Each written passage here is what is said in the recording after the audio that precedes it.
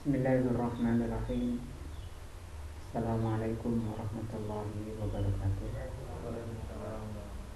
Alhamdulillahirabbil alamin wa bihi nasta'in ala umuri dunya waddin. Asyhadu an la ilaha illallah wa asyhadu anna Muhammadan abduhu wa rasuluh.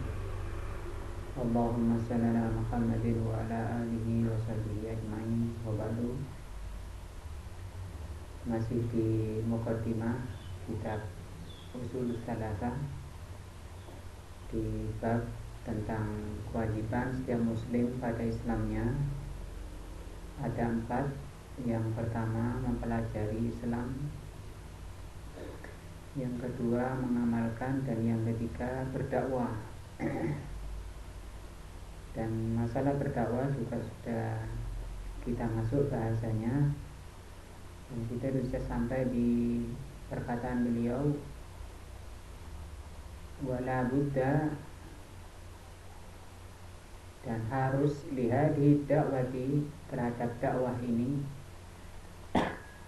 min ilmin, jadi dakwah, pelaksanaan dakwah itu harus adanya ilmu bi syariatillahi azza wa jalla. Sebagai modal dari dakwah adalah syariat Allah, yang didakwahkan juga syariat Allah azza wa jalla.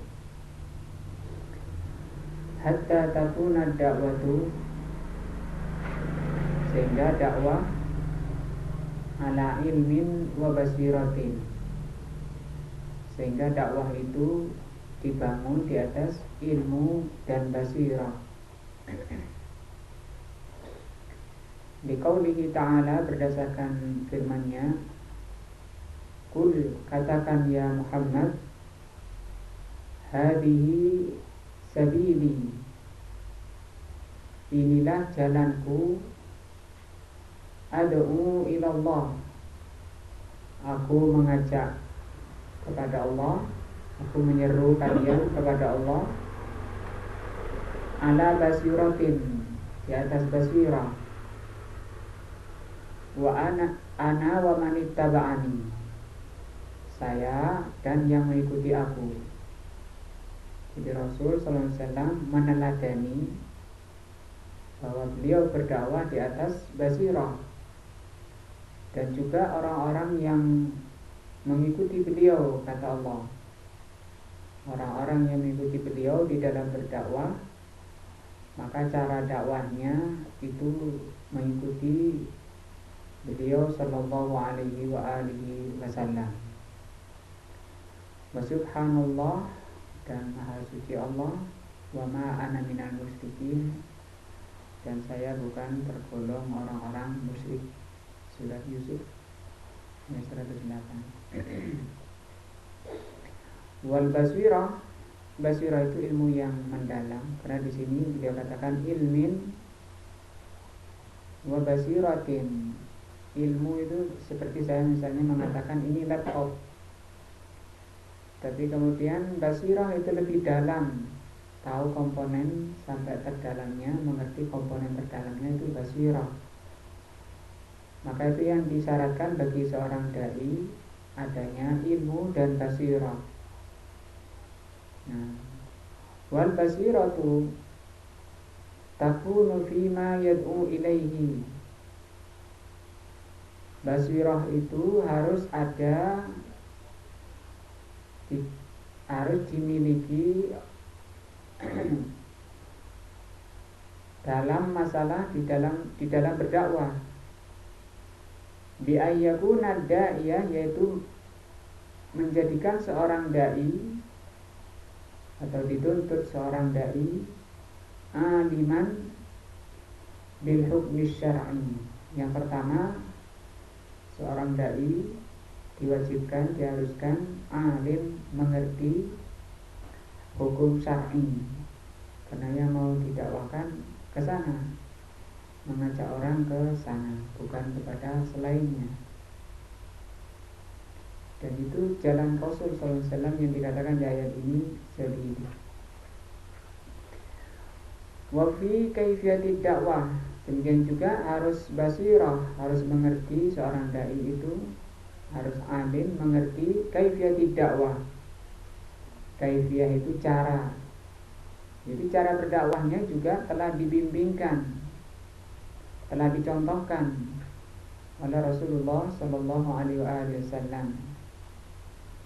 Wa fi halil mad'u, dan juga yang ketiga yang dimaksud atau yang termasuk basirah tentang keadaan orang yang didakwai.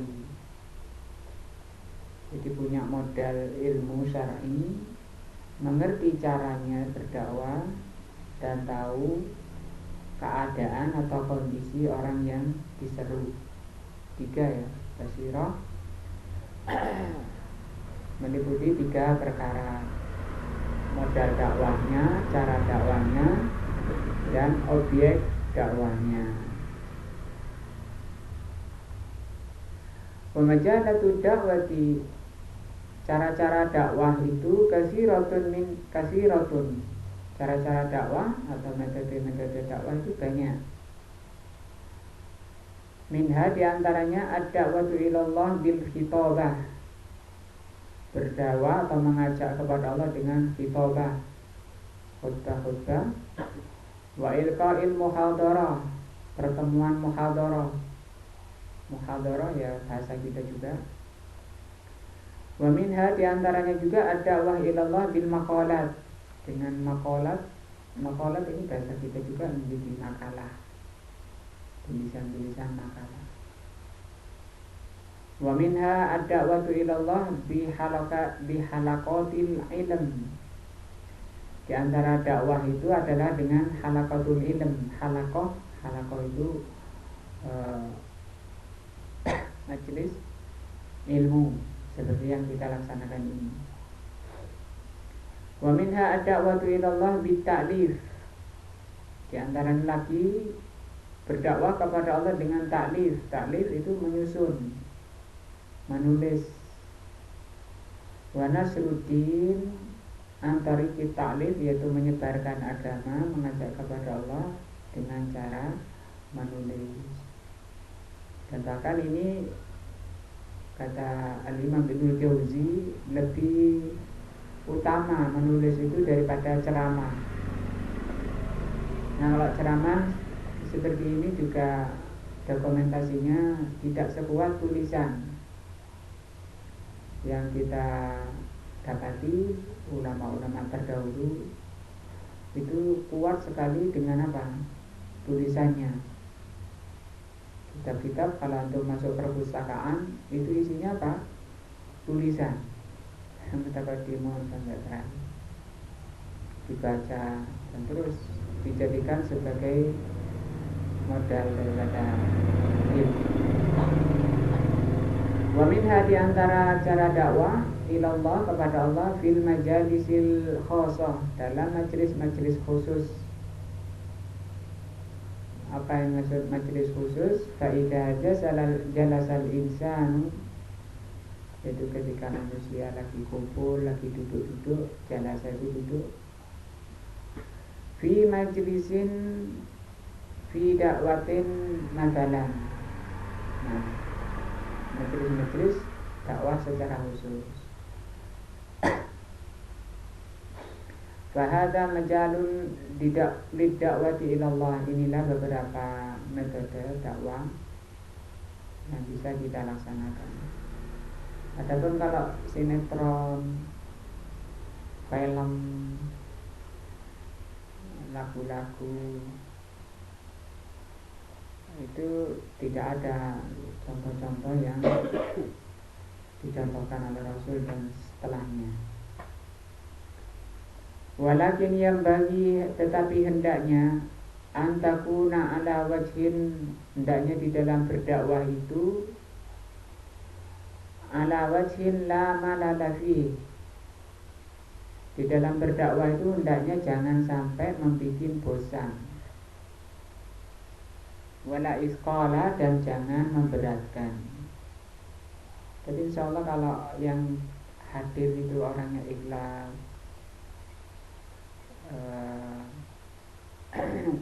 itu senang ringan, artinya tidak berat. Karena ilmu itu merupakan makanan ruh, makanan jiwa yang akan menenangkan bagi orang yang hadir di majelis ilmu. Rasulullah mengatakan bahwa syiat umur rahmah, dan orang yang hadir di majelis ilmu itu akan diliputi rahmah.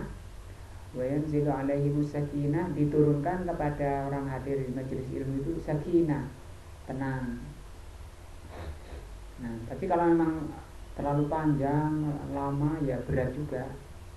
Nah, maka kalau ngajar jangan sampai memberatkan. Wa yasulu hadza, tidak bosan dan tidak berat itu bisa diperoleh bi'an ya'ridha ad-da'iyatu mas'alatan ilmiyatan alal jalisina. Caranya supaya enggak berat dan enggak bosan, seorang dai itu mengajukan soal-soal ilmiah kepada hadirin. Summa tabtadi'ul munaqashah, kemudian diskusi. Wa ma'lumun annal munaqashata wasu'ala wal jawab, karena sudah maklum, sudah diketahui bahwa diskusi, soal jawab itu daurun kabirun fi fahmi ma anzalallahu ala rasulihi wa tafhimihi. Itu mempunyai andil besar, sangat besar pengaruhnya atau hasilnya di dalam memahami apa yang Allah turunkan kepada Rasulnya, dan di dalam memahami tanya jawab. Nah,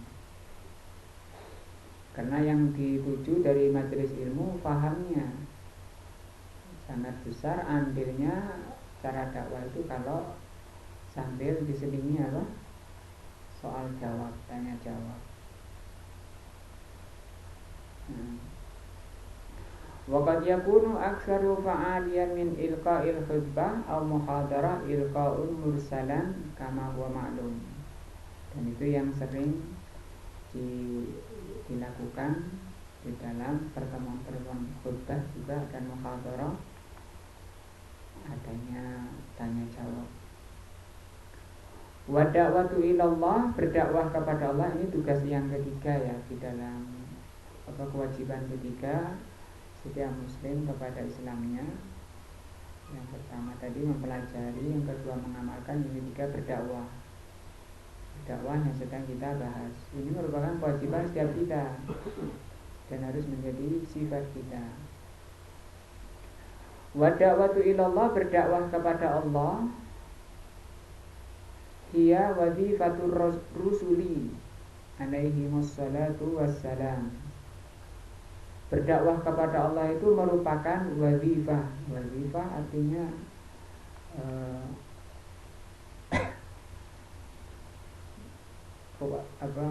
tugas atau kebiasaan, dan merupakan amanah setiap Rasul alaihi salatu wassalam. Wa tariqatu man ittaba'ahum bi ihsan, dan itu juga merupakan tariqah orang yang mengikuti Rasul sallallahu alaihi wasallam dengan cara yang baik. Artinya maunya beliau di sini bahwa setiap kita yang mengaku atau berilzam, bertekad untuk mencontoh Rasul, harus ditanamkan pada setiap diri kita kewajiban untuk berdakwah sesuai dengan kemampuan dan kapasitas masing-masing. Nah, karena banyak dari lini-lini dakwah yang bisa dilakukan untuk bisa terlaksananya dakwah. Fa'idha arafal insanu, apabila manusia mengerti atau mengenal ma'budahu, sesembahannya, wa nabiyahu mengenal juga nabinya, wa dinahu mengenal agamanya, wa manallahu alaihi bitaufiq orang itu dikaruniai oleh Allah taufik, lidzalika fa inna alaihi sa'yu maka wajib baginya berusaha. Harus ada di pikirannya orang yang sudah mentauhidkan Allah, mengenal nabinya, mengenal agamanya. Nah, harus ditanamkan pada dirinya as-sa'yu. As-sa'yu itu upaya. Fi inqadhi ikhwanihi untuk melepaskan atau menyelamatkan saudaranya. Nah, tidak watihim dengan cara mengajak mereka kepada Allah Azza wa Jalla. Jadi urusan dakwah bukan urusan pribadi saja, itu urusan ustaz sudah, kita nggak boleh ikut-ikut.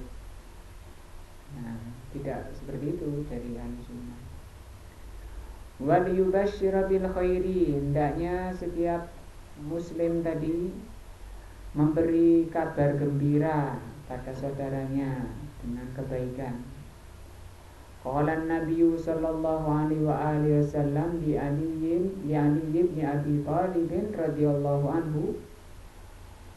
Nabi mengatakan kepada Ali bin Abi Thalib radhiyallahu anhu yauma Khaybar, pada perang Khaybar, perang tahun ke-7 di melawan Yahudi. Yahudi punya benteng Khaybar ini, market tempatnya Yahudi, banyak kebun kurma, dihuni oleh komunitas Yahudi. Rasul mengatakan kepada Ali, infik ala rislika, pelan-pelan jalanmu wahai Ali. Ini potongan ya, potongan hadis yang agak panjangnya. Rasul mengatakan, la'utiyanna ghadan ar-raya ala man yuhibbuhullahu wa rasuluhu wa yuhibbuhullaha wa rasuluhu. Besok pagi aku akan berikan bendera perang ini kepada orang yang dicintai Allah dan dicintai Rasulnya, dan dia mencintai Allah, mencintai Rasulnya. Allah akan berikan kemenangan lewat tangan orang ini, kata Rasul. Sehingga semalam para sahabat nggak bisa tidur dengarkan hadis ini, karena ingin besok pagi menjadi orang yang terpilih ya. Dicintai Allah, siapa yang nggak kepingin dicintai Allah, dicintai Rasulnya, memimpin perang dan hasilnya kemenangan.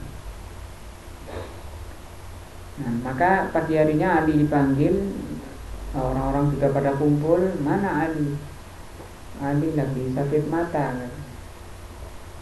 Coba dipanggil, katanya. Dipanggil, kemudian diludahi, didoai, langsung hilang penyakitnya seperti tidak sakit.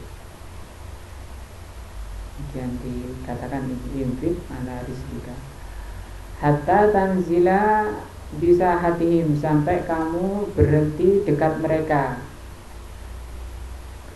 Nah, dekat Khaybar, jangan jauh-jauh, naik dekat. Sumat kemudian seru mereka, ajak mereka ilal Islam, kepada Islam. Nah, memang tujuan utama dari dakwah itu bukan perang, tapi berdakwah. Inti daripada dakwah, berdakwah, mengajak. Kalau sudah ini tercapai, ya sudah, terjaga kehormatannya, terjaga hartanya, darahnya. Wa akhbirhum, kabari mereka, bima yajibu alaihim, kabari mereka apa yang menjadi kewajiban mereka, min haqqillah, berupa hak Allah. Apa hak Allah? Hak Allah itu apa? Diibadahi dan tidak disekutukan. Kalau manusia sudah menjalani hak Allah, maka manusia mendapat berhak dari Allah. Apa itu? diselamatkan dari neraka, dimasukkan ke surga Allah. Fa wallahi demi Allah wahai Ali, li'ayyadiyallahu bika, kalau Allah memberi hidayah pada seseorang karenamu, rajulan wahidan, seseorang saja, satu orang saja, karena kamu yang ngajak, khairun laka, itu lebih baik bagimu, min humrin ni'am, dari unta merah. Unta merah ini lambang harta kekayaan Arab. Kalau di tafsirnya ini daripada dunia harta, maka kita mengaktifkan, kalau sekarang ya bisa share, bisa apalah yang bisa kita mengajak, diajak, dirayu, diajak dengan penuh hikmah kepada Allah. Kalau sampai dapat satu orang, maka dia itu lebih baik, pahalanya lebih besar daripada dunia. Muttafaqun ala sihhatihi, hadis ini disepakati kesahihannya. Wa yaqulu sallallahu alaihi wa alihi wasallam, beliau juga bersabda, fi ma rawahu Muslimun, dalam hadis yang diriwayatkan oleh Imam Muslim, man da'a ila huda, barang siapa yang mengajak kepada petunjuk, kana lahu minal ajri, maka dia mendapat pahala atas amalannya mengajak orang.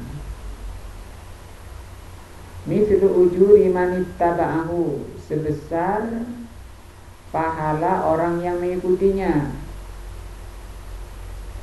Nah, kalau dapat orang 10, kemudian dia mengamalkan orang yang diajak tadi ajaran Islam, dia dapat pahala terus.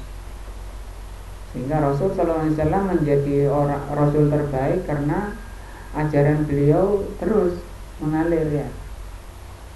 Nah, itu tidak hilang ajarannya sampai menjelang kiamat, terus dijalani orang. Setiap orang menjalankan ajaran beliau dapat.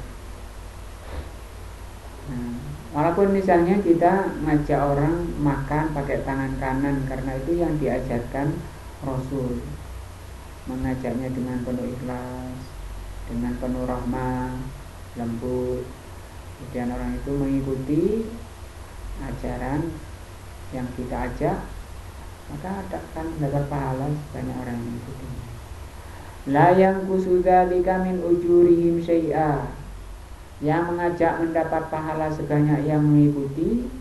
Yang mengikuti tadi tidak berkurang pahalanya sama sekali. Nah, jadi dia dilipatkan, diberikan kepada yang mengajak, itu pahalanya.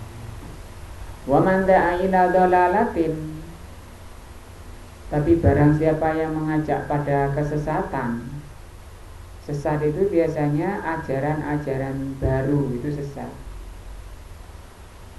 Kalau orang melanggar syariat, sebutnya biasanya fasik. Nah, orang yang minum khamar misalnya, itu kan dilarang ya. Tapi kalau orang itu mengada-ngada dalam agama, itu Rasul mengatakan dolal, sesat. Karena alaihi minal ismi, maka dia mendapat dosa. Mithla asami manit taba'ahu, sebesar dosa orang yang besarnya sebanyak orang yang mengikutinya. Makanya ahlu sunnah, para da'i sunnah itu semangat untuk memisahkan tokoh penyesat dari pengikutnya, dicela pengikut tokohnya itu dicela. Seperti Sayyid Qutb itu yang punya kitab Dilalul Quran, tafsir di Dilalul Quran. Sayyid Qutb ini tokoh Khawarij, tokoh teroris yang mencela Nabi Musa, mencela para nabi dan mengatakan bahwa umat Islam sekarang ini sudah tidak ada. Nah, masjid-masjid itu sama dengan berhala-berhala. Ini kitab rujukannya para teroris-teroris di dunia saat ini. Maka ketika diterangkan supaya orang menjauh dari tokohnya, meninggalkan tokohnya, itu sebenarnya rahmah, kebaikan bagi tokohnya tadi, supaya apa? Berkurang dosanya. Karena dia akan mendapat dosa sebanyak yang mengikuti.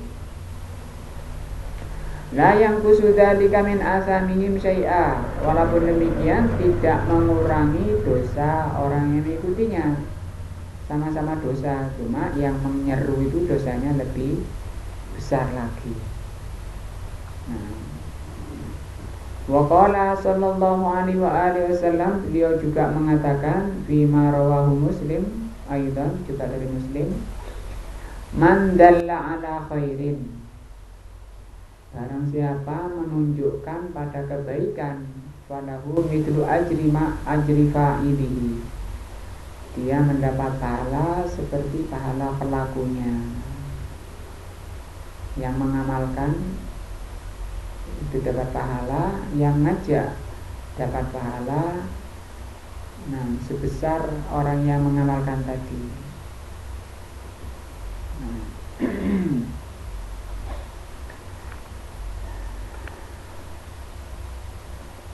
Itu selesai pembahasan masalah tugas ketiga bagi muslim pada Islamnya. Sekarang tugas yang keempat, kewajiban keempat setiap muslim pada Islamnya, ar-rabi'atu as-sabru alal adzafi, bersabar terhadap gangguan di dalam berdakwah.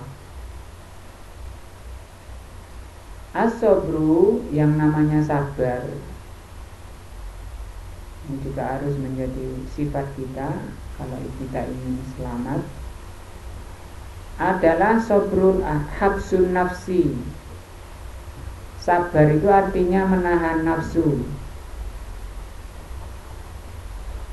Seperti yang dulu pernah ditanya di majelis ini, kenapa nafsu? Karena nafsu itu kayak apa, bah gitu, kayak banjir, harus ditahan. Habsun nafsi ala ta'atillah, ditahan nafsunya untuk ditaatkan kepada Allah, agar seseorang itu taat kepada Allah, sehingga dia menjalankan ketaatan. Ini menunjukkan bahwa sifat nafsu itu malas, enggan untuk menjalankan ketaatan. Berat, nafsu itu berat untuk menjalankan ketaatan. Sementara nafsu itu ada pada diri kita. Itu musuh yang ada di dalam diri kita. Wa habsuha an maksiatillah, yang kedua menahan nafsu dari maksiat kepada Allah. Kenapa harus ditahan? Karena ini maunya nafsu itu, keinginannya nafsu itu maksiat terus kepada Allah. Wahab suha, dan ditahan nafsunya anit tasakhud, dari murka, min aqdarillah. Nah, ditahan nafsunya dari murka, benci terhadap takdir Allah, terutama takdir-takdir yang tidak enak. Kecenderungan orang yang tidak beriman itu nggak ridho, murka, tidak sabar. Nah, kayak gitu, miskin misalnya, fakir misalnya, sakit misalnya, musibah, bala. Nah,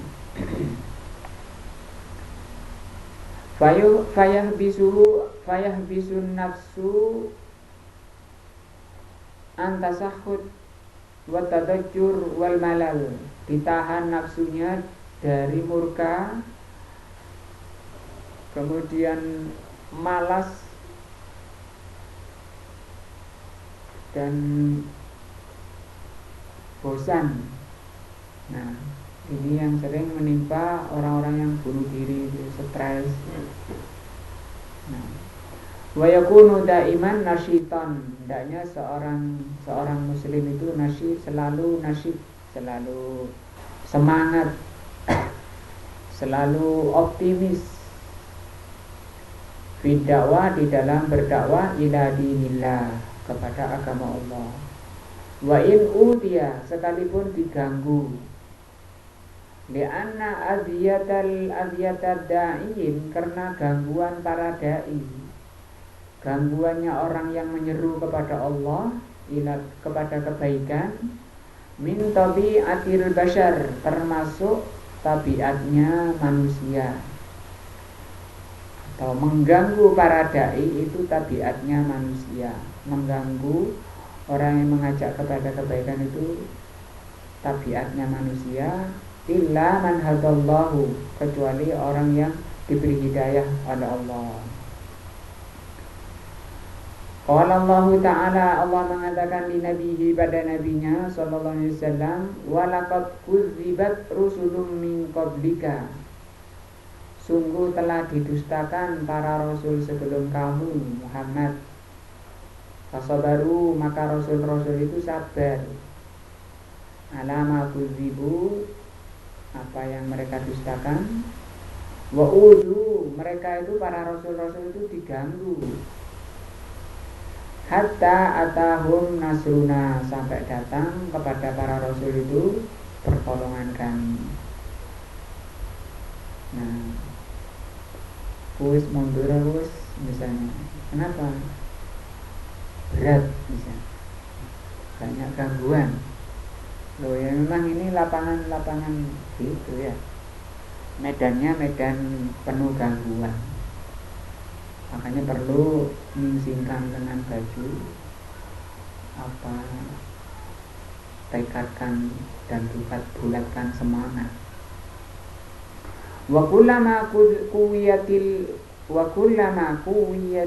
adiyah qaruban nasru, semakin kuat gangguan itu akan semakin dekat pada pertolongan. Nah, walaisan nasru mukhtassan, dan pertolongan Allah itu tidak dikhususkan bi'ayyan sural insanu fi hayatihi, tidak dikhususkan pertolongan itu pada masa hidupnya. Wa yara athara dakwatihi, dan tidak harus seseorang itu melihat hasil dakwahnya. Qad tahaqqaqa bal an-nasru yakunu walau ba'da mautihi. Bahkan kadang pertolongan dalam dakwah itu munculnya itu setelah kematiannya. Maka ini memberi semangat. Yang penting jalan kita itu, niatan kita itu untuk meninggikan kalimat Allah, karena termasuk dari jihad, termasuk dari dakwah. Bi ayyaj'alallahu fi qulubil khalqi, yaitu Allah menjadikan di hati orang qabulan, menerima lima da'a ilaihi, menerima apa yang diserukan. Wa ahdan bihi, memegangi mengambilnya. Wa tamassukan, dipegangi. Fa inna hadza yu'tabaru nasran, maka ini termasuk pertolongan lihadi da'iyah, terhadap dai ini. Wa in kana maitan, walaupun orangnya, dainya sudah mati. Dan begitu ulama-ulama dari dahulu kan, seperti imam-imam yang kita baca tiap hari kitabnya, Imam Bukhari, Muslim, ya, orangnya sudah wafat. Ada bahkan seperti Syaikhul Islam Ibn Taimiyah itu berapa abad itu kitabnya nggak boleh muncul, nggak boleh dicetak. Masa beliau hidup nggak boleh dicetak. Lama, mungkin ratusan tahun baru boleh dicetak, dan baru sekarang mendapat manfaatnya. Fa'ala da'iyah, maka bagi seorang da'i itu wajib an yakuna sabiran, hendaknya bersabar, ala dakwatihi mustamirran fiha, terus, jangan bosan. Nah, sabiran ala ma yad'u ilaihi min dinillah, bersabar asalkan memang yang diserukan itu agama Allah. Nah, sabiran ala ma yu'taradu da'watahu, sabar menghadapi para penentang dakwah. Nanti Allah akan bangkitkan untuk menguji para dai itu. Orang-orang yang terlibat dalam dakwah akan dilecehkan, direndahkan dan seterusnya. Sabiran ala ma ya'tariduhu wa huwa minal adha, sabar menghadapi apa yang dihadapinya berupa gangguan-gangguan. Wa hahumur rusulu, mereka para rasul salawatullahi wassalamuhu alaihim udhu, mereka para rasul dan para dai, para rasul diganggu bil qauli, baik dengan ucapan. Dibilang apa? Sahir, dibilang tukang sihir.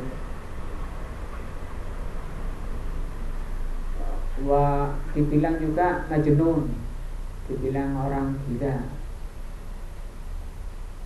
Yang sebelumnya seperti Rasul dibilang, sebelum diangkat jadi Rasul, al-amin, orang terpercaya. Tapi begitu menyampaikan al-haq, majnun, sahir, syair, tukang syair dan tukang sihir. Ada nggak tukang sihir gila? Ada? Nggak ada. Tapi kok julukannya dulu sahir, tukang sihir, majnun. Apa itu yang dituduhnya? Seingat saya nggak ada tukang sihir gila. Adanya kalau gila nggak akan jadi tukang sihir. Ya. Tujuannya karena sudah kehabisan ya, ngawur. Kalau Allah Ta'ala, Allah mengatakan kadzalika ma atal ladzina min qablihim, demikian juga Muhammad tidak datang orang-orang sebelum mereka min rasulin, seorang rasul, illa qalu sahirun aw majnun. Ini ya ayatnya. Mereka mengatakan, para penentang Rasul itu sahir, Rasul itu apa? Sahir atau majnun. Juga di ayat lain Allah katakan, wa kadzalika ja'alna likulli nabiyyin aduwan.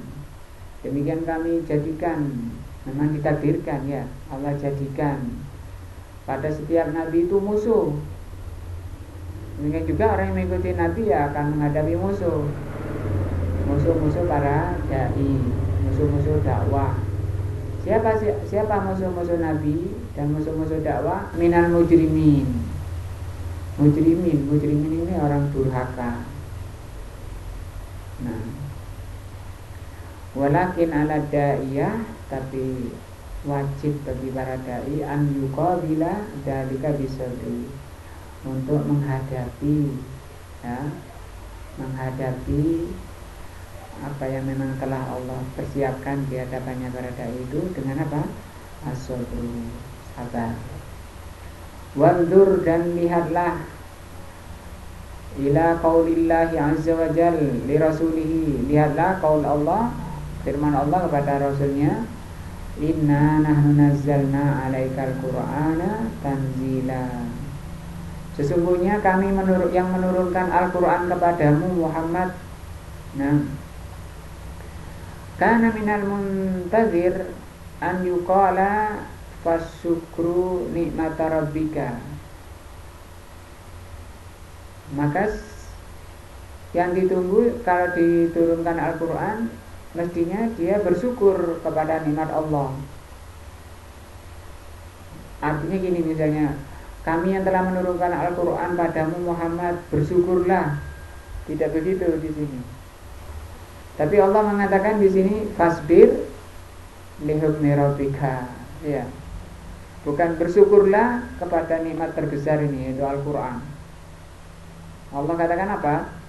Fasbir, menunjukkan bahwa Al-Quran ini isinya memang kebanyakannya bertentangan dengan nafsu manusia. Maka untuk menyelesaikannya dengan apa? Sabar.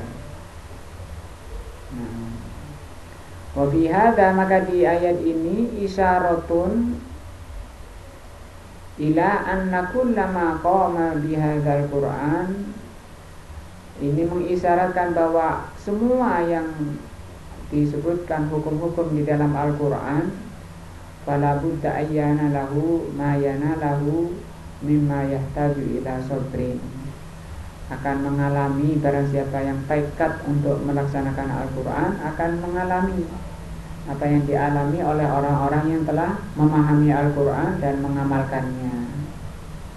Yang di sana tidak akan bisa menegakkan Al-Quran kecuali dengan apa? Sabar. Untuk belajar saja harus sabar. Enggak bisa orang itu hadir di majelis ilmu kalau tidak sabar. Wanzur ila halin Nabi, lihatlah keadaan Nabi. Hina darabahu qaumuhu, beliau dilempar oleh kaumnya. Fa'addimuhu, maka mengalir darahnya. Wa huwa yamsahu dam, beliau mengusap darah.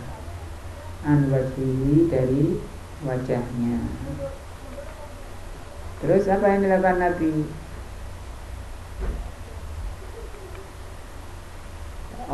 Beliau mengatakan, Allahumma ghfir li qaumi, ya Allah ampunilah kaumku, fa innahum la ya'lamun, karena mereka tidak tahu. Nah, tapi begitu tahu, Masya Allah ya. Fa'ala da'iyati ayyakuna sabiran muhtasiban, ini ya, bagi seorang da'i harus apa? Sabar, muhtasiban. Muhtasiban, mengharap pahala dari Allah. Wasabru salah satu aksamin, maka sabar itu ada 3. Ini diingat-ingat pelajaran malam ini. Sabar itu berapa? 3. Sabrun ala ta'atillah, yang pertama sabar menjalankan ketaatan.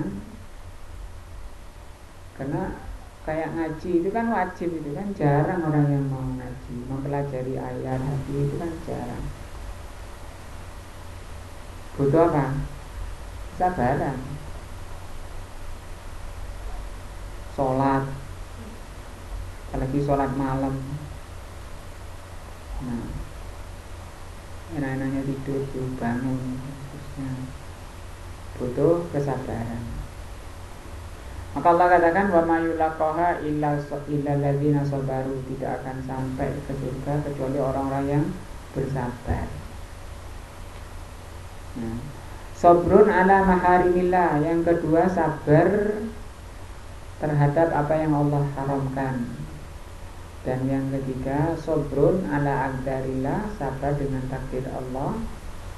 Allati yajriha, yang dialami imma mimma la kasaba lil ibadi fi. Nah, apa yang dialami dari takdir-takdir tidak enak, apakah yang bukan dari dirinya. Wa imma mimma yajrihillahu ala aidi badil ibad, atau memang melalui gangguan-gangguan orang, berupa gangguan atau orang melampaui batas. Nah, atau bukan gangguan orang, tapi memang dia ditakdirkan tidak enak, sakit misalnya. Nah, sabar. Bahkan Rasul mengatakan, orang yang hidup di kampung kemudian mendapat gangguan tetangga, maka itu lebih baik daripada hidup di kampung yang tidak mendapat gangguan. Kalau gitu cari kampung yang banyak gangguannya. Pahalanya lebih besar itu.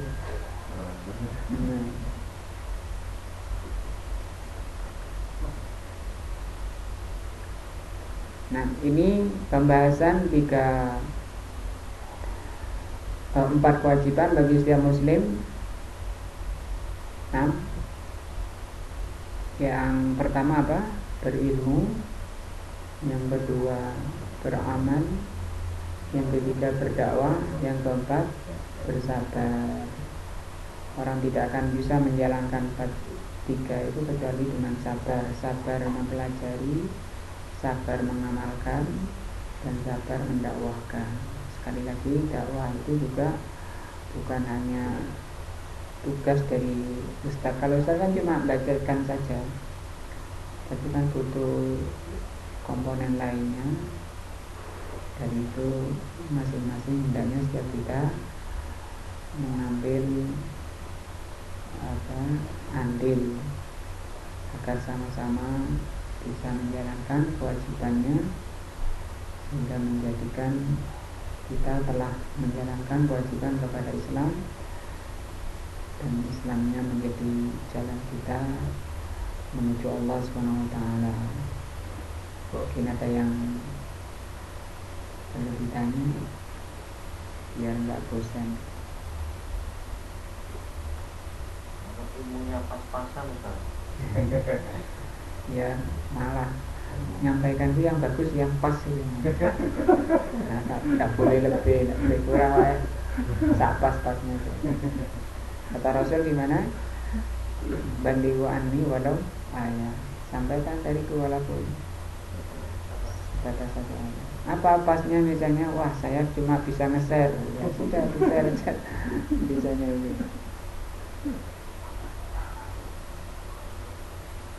Ternyata menyampaikan Ustaz. Terus kita debat. Kita nggak bisa jawab. Nah ya kalau nggak bisa dialihkan ke yang bisa. Oh kelas ini bukan ke saya, ayo kalau ingin. Boleh debat itu pada tempatnya boleh, asalkan ikhlas, kemudian dalam rangka membela kebenaran, untuk menegakkan kebenaran. Wajadilhum billati hiya ahsan.